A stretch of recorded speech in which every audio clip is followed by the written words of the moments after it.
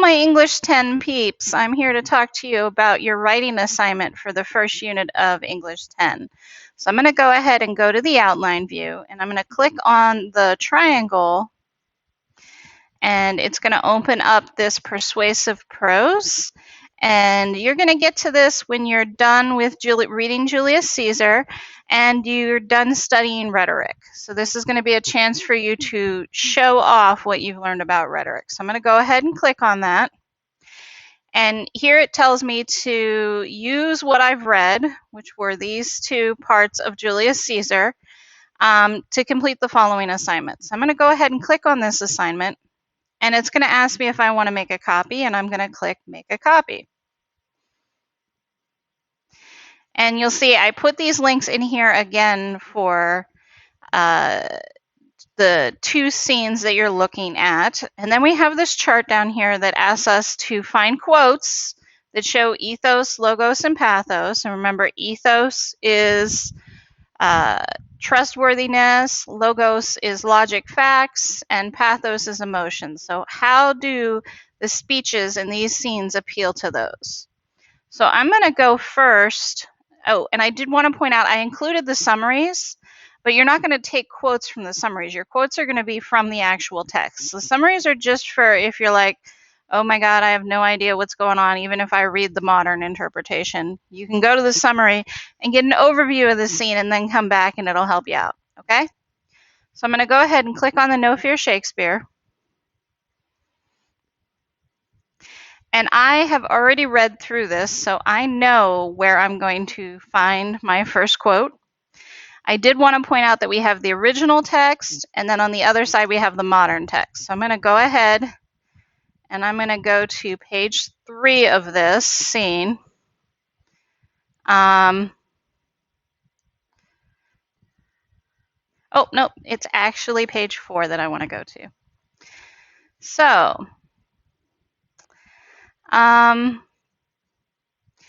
there's this speech that Cassius gives where he says, I want you to remember me and know me. Don't be suspicious of me.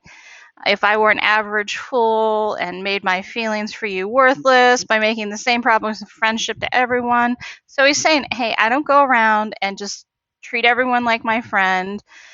He says, if I drunkenly declared friendship at banquets, then go ahead and assume I'm dangerous. So he's basically establishing who he is, the kind of person he is. He's not an average fool. He doesn't go out and get drunk and say that he's friends with everyone. He's a good friend, right? So I'm going to come over here and actually grab the Shakespeare quote of that, which is a little bit more challenging, but it says basically the same thing as over here. So I'm going to go ahead and copy that. And you might need to press Control-C to copy. And then I'm going to come over here and press Control-V to paste. And that's just whether or not it's installed, okay? And don't worry about the formatting, just let it be the way it is, the way it copies and pastes in. And why is this ethos? Why is this ethos? Why did I put this here? This is ethos because he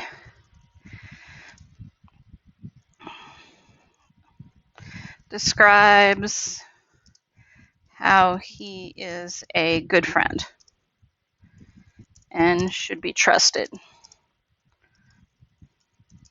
Simple as that. So now I have an example of ethos, and I explain why this example shows ethos. I might want to move this a little bit so that that just sits nice on the lines. I just like the way it looks. You guys don't have to worry about that. Okay. So you're going to go through and you're going to find 6 examples. 2 of ethos, 2 of logos, and 2 of pathos. And then I want you to look at those examples and think a little bit. Which type of argument was most convincing? And then you're going to write a paragraph and you're going to say, ethos was the most convincing because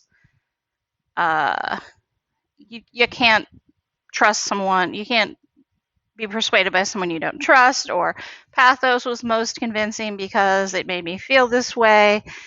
You can choose any one that you want and you will be correct, okay? Ethos, logos, pathos, you can't be wrong as long as you use your examples and explain them in the text. And I do have a little sheet to show you how to include quotes within your text.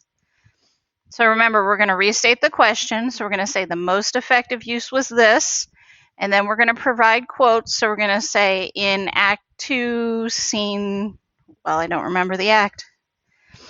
In Act 1, Scene 2, in Julius Caesar, Cassius says, and then you'll put the quotation, and you'll put Shakespeare, and you'll put page 4. Okay? So that's what I would put for this. So behind this, if I had this in my text, it would be Shakespeare 4. Okay? Cool? So that's how you do that in here. And you can really just reuse this, okay? You can say, just like I do, you don't have to retype anything. The type of argument that is most effective is logos, because. Give your reason, and then you're going to have a quote. Make sure you're following ICE. And so you're going to introduce, cite, and explain. Then you're going to have another quote, and then you're going to sum up your argument. Okay? This should not take super long. Hopefully you guys can look at this and really apply the skills that you've learned about ethos, logos, and pathos. If you have any questions, feel free to give me a call, a text, an email. You can always come in. I'm here for you. Good luck. Thank you.